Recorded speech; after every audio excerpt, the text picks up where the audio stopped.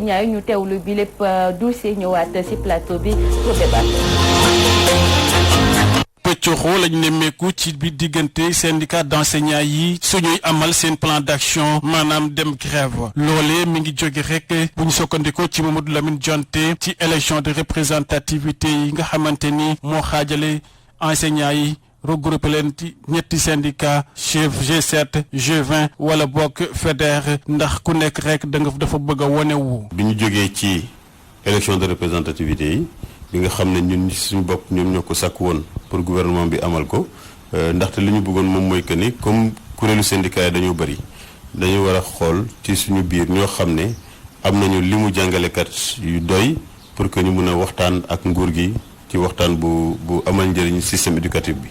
ñu ne léegi nag nañu fexe def ay élection de représentativité pour que bépp syndicat bi nga xam ne am nga 10% maanaam ci téeméer yoo jël ci jàngalekat yi yow am na fukk yoo xam ne bokk nañ ci yow nga mën a jàkkaarloog nguur gi pour wax ci turu jàngalekat yi. xaajaloo googu sax ci seen grève yi ñuy amal ñu gis ni rek buñ sokkandikoo ci Yankoba Seydi nekk membre ci SAES ni élection représentativité yi moo waral li ni mel. waaye fii loolu amul xeex bi dina bëri. dina am tout le temps wante résultat pour mu am dafay jafe loolu nag moo tax ñëpp war a xam ni dañuy bàyyi seeni problème de personne bu loolu amee te loolu neexul ba neexul waaye am na ci biir xam nañu syndicat yi tamit doole yi fu mu toll nu mu toll donc dañu loolu ginnaaw élection yi jeex na donte am na ñoo xam ne am nañu jafe-jafe pour reconnaître résultat yi fa jóge mais war nañu toll foo xam ne tey problème de personne yi dañ koy teg de côté ñu booloo jàmmarloo ñi nga xam ne ni ñoom la ñuy jàmmarloo. loolu sax neexul benn yoon SAES ba tax rek ñoom ñu investir ci seen am-am ak seen mënin ngir rek enseignants yi mën a booloo xeex li leen métti. fii xeex bi benn xeex la du ñaar du ñett benn xeex la revendication yi nga xam ne yooyu la ñu teg ci table yi benn la amul li leen wuutale yëpp benn la te ñii nga xam ne ñoom la ñu janoon ci xeex bi mooy waa nguur gi nag du ñaar ñett kenn la donc xeex bi dafa war a nekk benn say la ñu war a nekk ñëpp dóorandoo bay xàccandoo nag dóorandoo loolu dax yaakaar naa ne li muy jur mooy gën a am jeexital këy ku nekk taxaw sa côté di xeex alors que encore une fois xeex bi benn la du ñaar. wande nag G20 daal dinay tàllal loxo ginnaaw secrétaire général am ñii di waa G7 ngir rek ñu boole seen doole naam sax dina jafe lool ñu fàttel li nga xamante ni moo jóge ci élection représentativité yi ñu amaloon. heure que aujourd'hui ma dégg benn responsable G20 di tàllal loxo ñu ci des pour ne leen nañu booloo nekk benn. wande nag boobu nga xamante ni waa G20 daal nañ koy tàllal waa G7 ñoom nekk waa G7 bañuñu ko benn yoon bu ñu sokkandikoo ci Mamadou Lamine Dianté.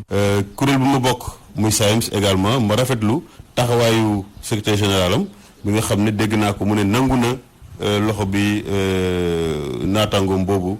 tàllal donc mais dama war a wax ni simplement loolu rek doyul il faudrait que ñu dox yeneen jéego pour que véritablement ñu mën a yegg ci mbir moomu mu nekk lëkkaloo bi nga xam ne moom mooy amul solo. naam dëgg la sax revendication yi benn la ci diggante syndicat yi d'enseignants yi nga xamante ni dañuy mbébét ngir gouvernement bi ñëw ci li ni mel loolu nag taxul ba léegi ñu ngi xaajaloo rek di dem ay grève wala di amal ay ñaxtu loolee ñu mën ko duppee ab concurrence ba tax rek ñenn ñi di wax ni buñ moyul enseignants yi dinañ perdre ñi leen di ñaan nag ñoom ñu daal di booloo waxtaan ngir rek amal benn xeex ci kanamu gouvernement bi.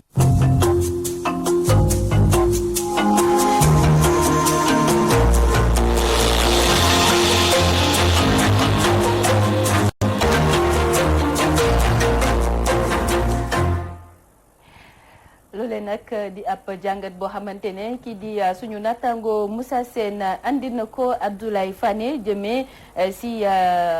jaxasoo wala ñàkk déggoo bi nga xamante ne nemmeeku nañ ko si jàngalekat yi yow lan mooy sa xalaat. ci suñu xalaat rek mooy li Yankoba Seydi wax léegi. ba Mamadou Lamine Dianté aussi dal di koy gën a firndeel. dëggal. xam nga boo jàppee lu mat fukki bant. nga dal di koy dajale. jéem koo damm day jafe. bu fekkee da ngay jël bant bu nekk jéem a seet noo koy dammee day yomb. bu fekkee ne dañ doon benn say. dinañu mën a sax régler seen problème ba pare jàkkaarloog ñi nga xam ne ñooy gouvernement bi ñu mën a dina yombalal ñëpp bu ko defee vraiment cacophonie bi dal di am seen diggante dal di kii mais man li ma ci jaaxal moom mooy bu fekkee ne da ngay woote aussi jàmm day fekk aussi yow ngay wax jàmm parce que man dama seetlu ne de l'autre côté yenn saa ngi gis benn groupe boo xam ne day critiquer beneen bi ba pare di wëlbati loolu mooy ñàkk déggoo bi rek waaw mais bu fekkee ne da nga bëgg a defar dafa am yenn yoo xam ne da nga koy noppi bu ngeen dajaloo ngeen toog seen biir ngeen xam lu ngeen koy toggee seen biir ba dal di waxtaan pour mën a doon wax benn baat waaye ne kaay ñu ànd ba pare boo demee dal di toog ca boor bële di wax ne kële la mu def ak la mu kii bu boobaa aussi day indi rek fraction seen diggante te aussi ni mu ko kii waxee aussi wàllu personne dañ ko war di bàyyi boo demee ba jiite kuréel da nga war a jël sa bopp sa jëmm nga dal di koy maanaam fàtte ndax njariñu maanaam kuréel bi nga xam ne moom mooy jiite mais man li ma gis mooy yenn saa yi ay wàllu jëmm daal personne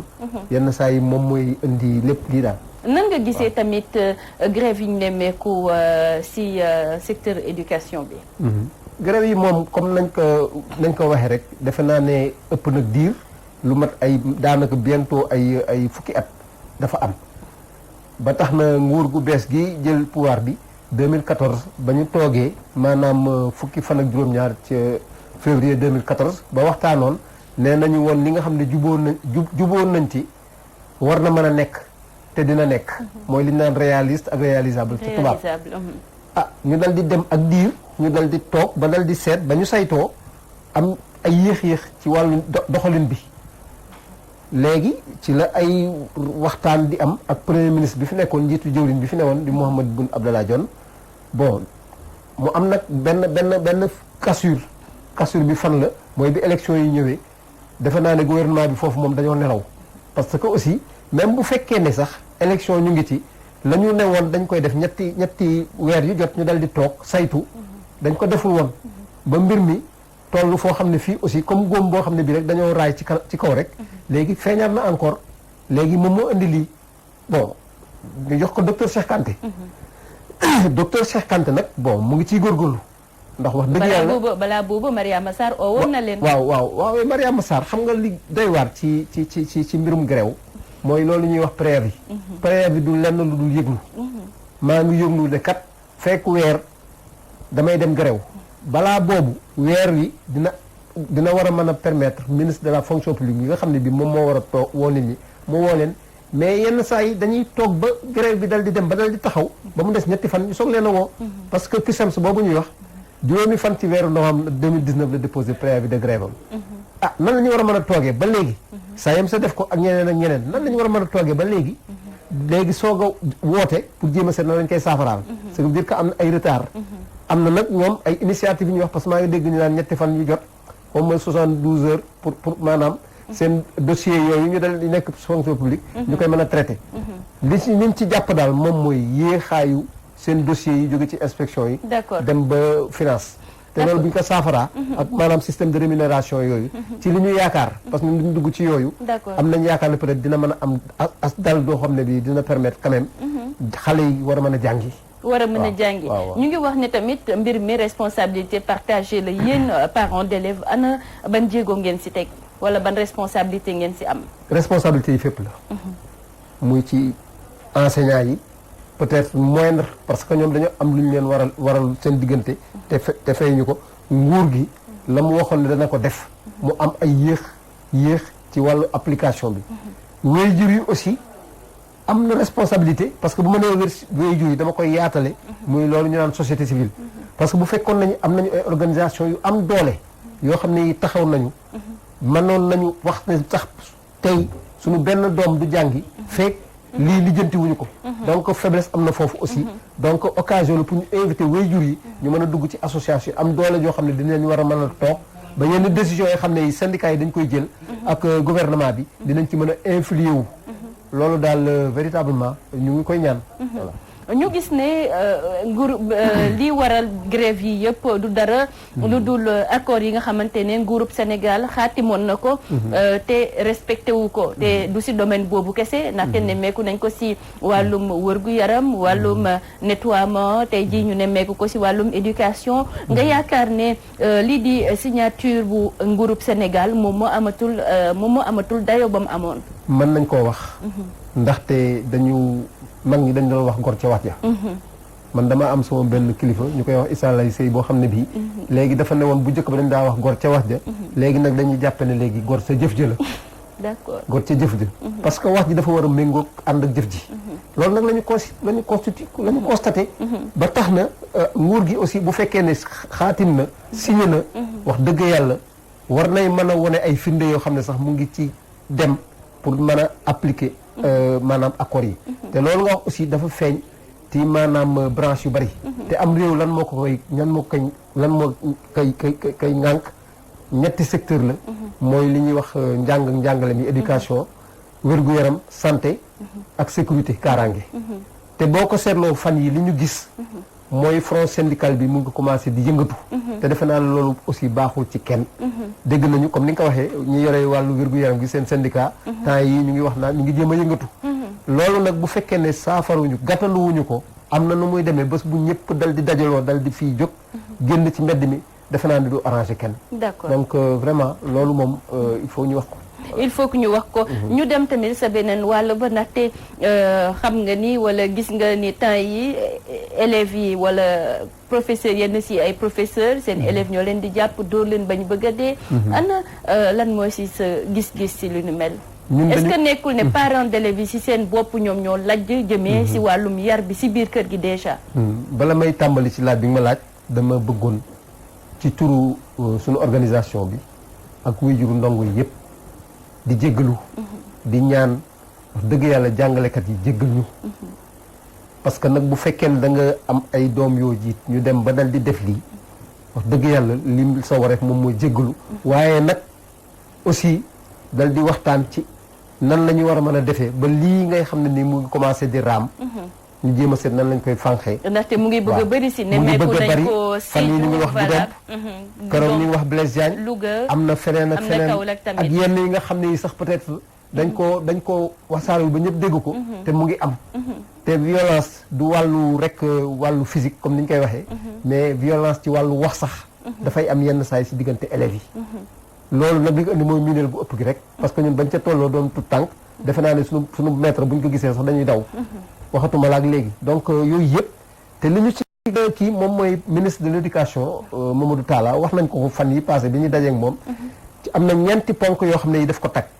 moom mooy les 5 priorités yi nga xam ne moom daf ko dégagé te bi mujjantal bi moom mooy éducation aux valeurs maanaam yar ci nit ji ci seen cosaan ak seen xarala ak baax yi nga xam ne yi moom moo lal réew mi te defe naa loolu bu ñu ko defoon programme waxtaan ci waajur ndong yi dal ci dugg société civile bi professeurs yi defe naa dinañ ko war a mën a dérouler de telle sorte que gox bu nekk ci réew mi quand même am nañu ay valeurs yoo xam ne yi intrinsèques yoo xam ne yi bu ñu ko jëlee dal di koy teg dina mën a permettre sax instruction civique boobu nga xam ne danaa doon programme ci système bi ñu mën ko ciy dugal bu ko defee ñoom ñu xam ne mag da nga ko war a ormal da nga ko war a jox cër mën nga wax sa xalaat ak sa yëpp waaye nag li nga wax ni dafa am solo parce que gone goo gis dafa jóge ci kër dafa jóge ci kër est-ce que waajur bi nga xam ne bii moo jur ñooñu xale yi def na waree fam bi nga xam ne war na ko def ca kër ga parce que xale bi li muy jëlee ci kër gi rek moom la yóbbu ca l'école ba moom la yóbbu ca daara ba moom la yóbbu ca atelier ba muy jàngee métier donc je crois que loolu aussi waajur yi aussi am nañ ci responsabilité parce que waajur bu demee ba naan day xeex ak doomam ak soxnaam wala muy wax yenn wax yoo xam ne dafa déplacé je crois que loolu aussi xale bi di ci tëg bët bu boobaa moom dafay jàpp ne peut-être lii mu gis ci waajuram di ko def ñu ñuy xeexe seen biir ak a xuloo bu boobaa kon bu demee ci école bi rek da ngay jàpp ne loolu mooy li yoon te loolu aussi léegi par exemple njàng meeg njàngale bi ak grève yi ñu nemmeeku yow ban solution nga xalaat ne lii buñ ko tegee dina dakk première solution bi daal mooy respect des engagements parce que wax nañ ko sànq état bu demee bay xaatim ba ne lii dinaa ko def waay même bu fekkee ne sax amul possibilité dal di koy def nay wane ay firnde yoo xam ne yii peut-être mu ngi ci dynamique pour dal di koy def am na lu ñu constaté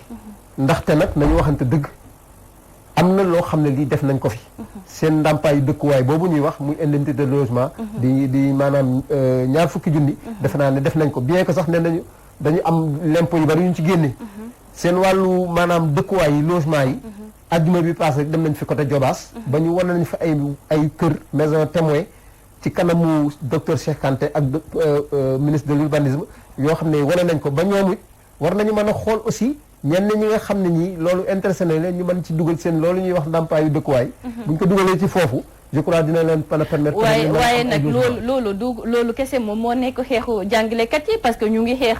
par exemple SNEIPS de Thiès ñi nga xamante ne dañuy def lii di professeur EPS yi foofu pour ñu insérer leen ñi nga xamante ne dañoo jël seen xaalis ñu fay ko formation FASTEF formation payante bi ñu bañ leen a orienté dugal leen insérer leen ñoom tamit ñu ngi koy xeex leneen li ñuy xeex tamit bokk na si abri provisoire yi kon xam nga ne foofu noonu du xeex d'ordre pécuniaire donc li ñuy xeex tamit bokk na ci état du Sénégal mu respecter engagement yi nga xamante ne comme ni nga ko waxee léegi xaatim na ko pour que njàng meek njàngale bi mën a jëm sa kanam gis nga sa feetu li nga wax dafa di dëgg ndaxte mbir mi dafa ba mu nuyoo dafa yàgg te dañ koo xaw a yéex a fay waaye nag comme ni ngay waxee état continuité la waaw état continuité la parce que ku nekk da ngay am looy def mais mbir mi dafa xaw a yéex te chaque fois lu ñuy gën di dem am yeneen yi ciy tegu jàngalekat yi da ngay gis at mu jot am na ay ñoo xam ne dañuy génn ci CRFP yi di jàngale te ñooñu déjà seen dossier bu ñu ko dugalee am na ñoo xam ne seen dossier mu nga ne la dal di tag ba pare xaw a yéex donc paquet bu rëy la te inspecteur ak inspectrice de l'éducation dafa manqué jamono ji voilà mu ngi noonu parce que je crois am na benn ratio boo xam ne bii jàngalekat te loolu tamit bokk na si ñoom li ñuy xeex mu ngi noonu kon tey jii nii man parfois dama naan ñi naan ne jàngalekat yi xaalis kese la ñuy xeexee peut-être dañoo xamul carrément seen engagement jàngalekat yi parce que tamit boo nee jàngalekat bi xaalis moom moo tax muy xeex mais tamit da ngay fàttaleku ne jàngalekat bi moom déjà avant muy doon jàngalekat moom tamit parent d'élève la am na famille boo xamante ne daf koy gérer famille boo xam ne am na ay njaboot comme ki nga xamante ne dafa jël doomam di ko yóbbu école ni mu amee njaboot jàngalekat bi noonu la amee njaboot donc jàngalekat bi bu fekkee ne yow téyewoo ko defoo ko ci anam même bu nekkee école tamit xelam du dal pour mu mën a jàngale normalement mais li nga wax dama ci ànd parce que mbir mi du xaalis la ñuy xeex dañ leen amel bor d'accord c'est aussi simple que ça effectivement liñ leen amal man bu fekkee ne yow dama laa yoreel bor mais bu ma demee ba weer yu bëgg a dee fekk ma diggoon la ne naa la fay weer wi bu deewee bu ma demee ba am ay jafe-jafe dinaa ñëw kat ne la safeetu kat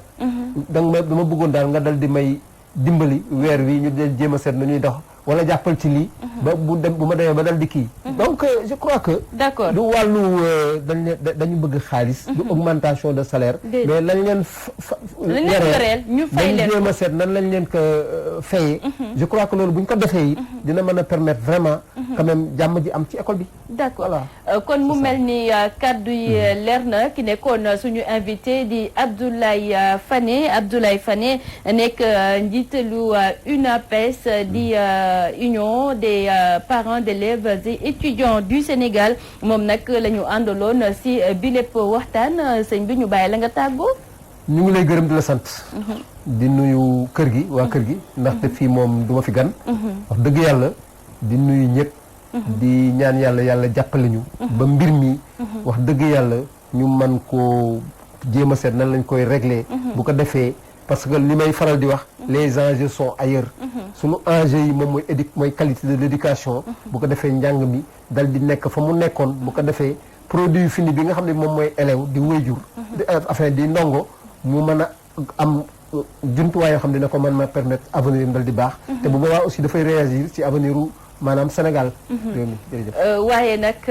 mu mel ni sax balaa ma lay bàyyi kii di Abdou Khoudoss Diallo am na ab waxtaan boo xamante ne sekk na ko ak kii di Kalidou Diallo ñu teewlu bi lépp waxtaan.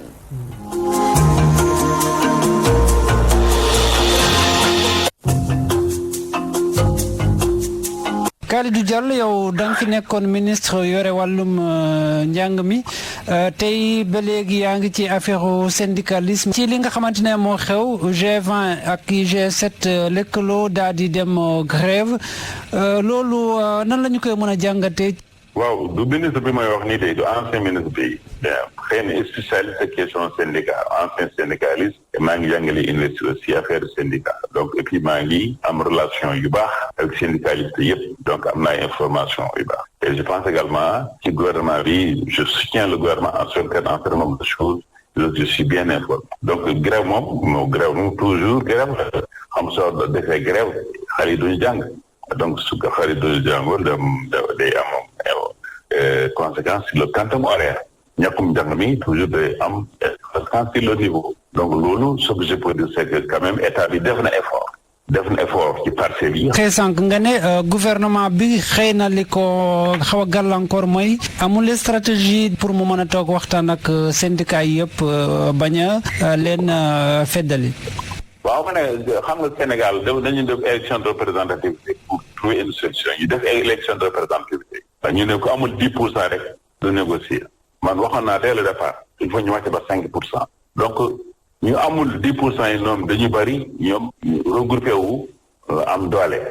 alors donc gouvernement bi moom day négocier ak ñoom ak ñeneen rek leen négocier. ma ne nag gouvernement bi waroon na am stratégie xëy na adduna bi yëpp même au niveau du BIP am na ce qu'on appelle notion de représentativité syndicale gouvernement day négocier ak le syndicat représentatif mais nag comme ñeneen dañu si syndicat reconnu par exemple ministre éducation comme secteur am na ay questions pédagogiques am na questions yu bëri question de système war na am gouvernement war na ko jël autorisation moom mu discuter ak groupe boobu loolu day wàññi tension bi sinon rek tension bi day wax xam nga Sénégal moom dañu am tradition grève comme waa France c'est-à-dire que ñoom suñu duggee ci système bi ci école yi def ay grève wala créer ay grève base bi day def pression ci syndicat G7 yi ñoom tam ñu obligé def grève donc il faut ñu trouver solution par rapport à loolu quoi sinon rek affaire bi du nekk stable. jërëjëf Kalidou Diallo. merci jërëjëf.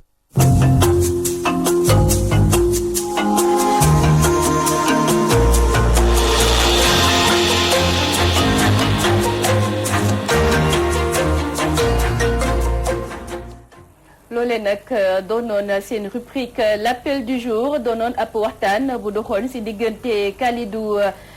Diallo ak kii di Abdou Khoudoss Diallo wala Kalidou Diallo nekkoon jëwriñ boo xamante ne dañ ko dënkoon lu jëm ci njàng meek njàngale bi ñu dem xool yéenekaay yi xëyee ñu àndi ci ak Abdoulaye Bo.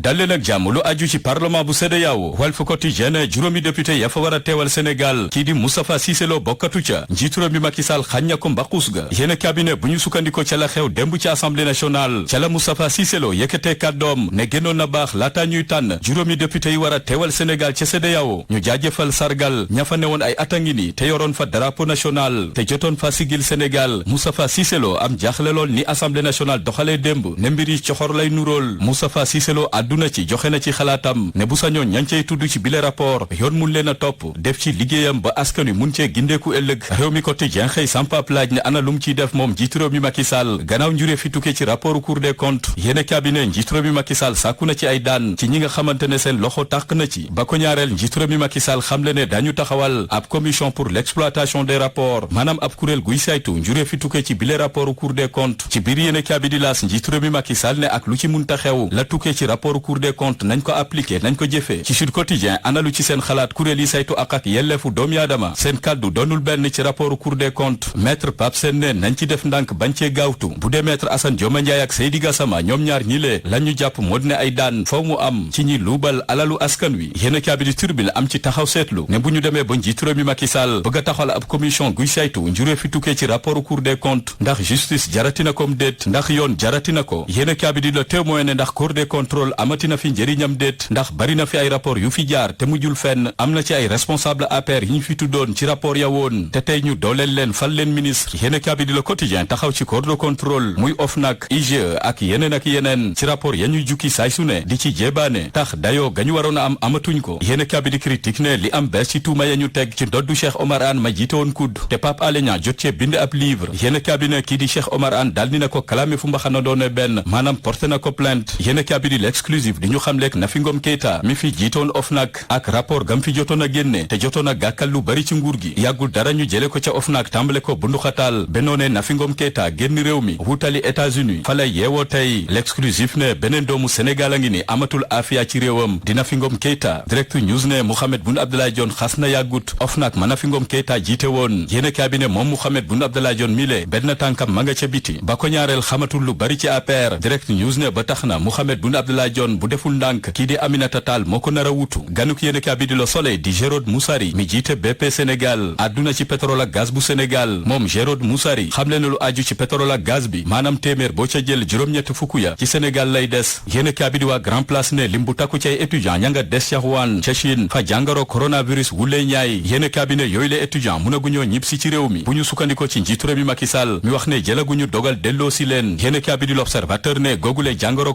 coronavirus tàmbale naa jur loraange ci réew mi bokk na ci wàllu koom-koom tàmbale naa nasaxal secteur informel bu Sénégal njiitu réew mi Macky Sall ma waroon a dem ca Chine ngir jëli fa raayam mujjuta dem yéene cabinet Vox Populi ne lu doy waar am ca Parcelles Assainies ab xale bu jigéen gu toll ci ñeenti at lañ fa siif ca unité 25 waaye waaja def loolu le njabootu xale ba xam nañ ko daal dinañ ko clamé ci yoon professeur Serigne Mor Mbaye ay kàddoom ci Vox Populi ne Sénégal léegi réew la gu ne ci état d'urgence ndax fitnaal gañu jëmee ci xale yi di leen siif saay su ne yëf yaa ngi bëgg a uppi loxo doon lu jaaxal lool Serigne Mor Mbaye yéene kaabidi suñu lamb ne jaaxle am na ci combat gi war a dox ci diggante Modou Lo ak Ama Baldé bu ñu sukkandikoo ci Rayba di coordonnateur Luc Nicolaï Enco ne combat Modou Lo Ama Baldé munta am te Luc Nicolaï fekkeewul maanaam génnul ndungu siin Rayba ne Willy Nicolaï di doom ja munta doxal bile combat te waaju génnul kaso yéene kaabidi l'évidence ne ay jaana tàmbale génn ci màkkaanu impôt et domaine yu bëri fu mel ni seen direction ba ne ca Tambacounda jaan ya génn na fa jaan génn ci seen màkkaan gane ca Mermoz rawatina Bourguiba yéene kaabine ci lu motul ñaari at lu toll ci juróomi jaan feeñ nañu ci yooyu le impôt et domaine tax liggéeykat ya ne ci jaaxle lool ne jot na nguur gi jóg ci médecin après la mort maanaam bàyyi ba jaan jàll ngay door ca watitu wa ëpp naa am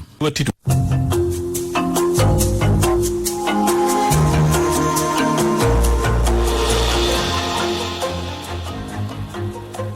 lu ni mel ëpp na am Abdoulaye Bopp yow tamit ñu lay sant di lay gërëm di yaakaar ne yooyee jaan rek du agsi fii si Walfadjri rek alors fii ñu yëkkati nag bi lépp jotaay ñu gërëm di sant ki di Modou Fall ak Serigne Saliou Bey ñi nga xamante ne ñoo jàppoon si technique bi Oustaz Assane Diouf si coordination bi Seydina Oumar Ba ak Ndeye Fatou Ndiaye si réalisation bi ñu bàyyi leen ngeen wéy ak seen programme Walf TV La Voix des Sans Voix.